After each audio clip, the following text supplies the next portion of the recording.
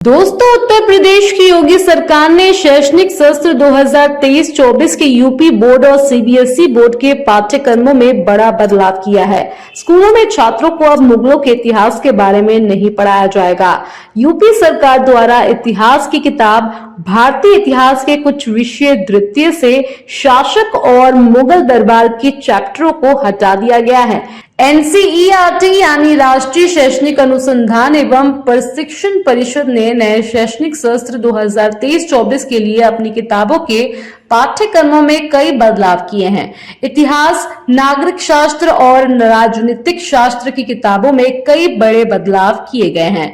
10वीं की लोकतांत्रिक राजनीति 2 पुस्तक से लोकतंत्र और विविधता, जनसंघर्ष और आंदोलन, लोकतंत्र की चुनौतियां जैसे कई पाठ हटा दिए गए हैं।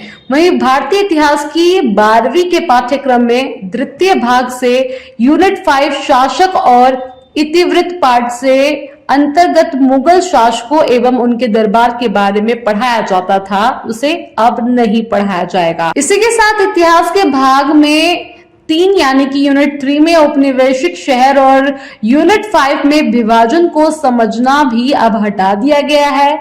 इससे यूपी बोर्ड के साथ ही केंद्रीय माध्यमिक शिक्षा बोर्ड यानी कि सीबीएसई के छात्र भी अब इन पाठों को नहीं पढ़ेंगे।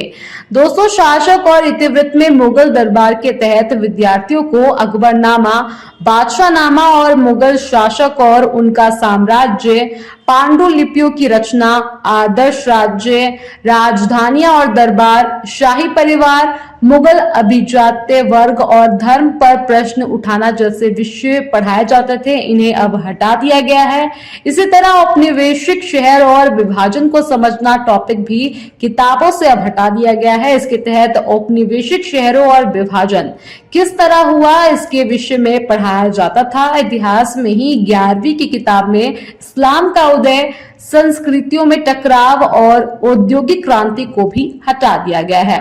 वहीं नागरिक शास्त्र की 12वीं की किताब में समकालीन विश्व राजनीति में समकालीन विश्व में अमेरिकी वर्चस्व और शीत युद्ध का चैप्टर भी अब हटा दिया गया है। वहीं स्वतंत्र भारत में राजनीतिक की किताब में जन आंदोलन का उदय और एक दल के प्रभुत्व का दौर भी हटाया गया है।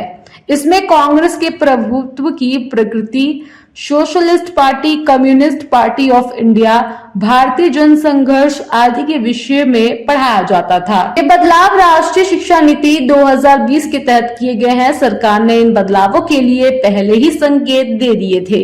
इसी तरह हिंदी में 12वीं कक्षा से फिराक गोरखपुरी की गजलों के कुछ अंश, चार्ली चैपलिन और हम सब का पूरा पाठ हटा दिया गया है। वहीं 11वीं की कक्षा में गजानन माधव मुक्तिबोध लिखित एक नए जन्म की कुंडली, नरेंद्र शर्मा का नींद उचट जाती है सहित कई पाठ हटा दिए गए हैं।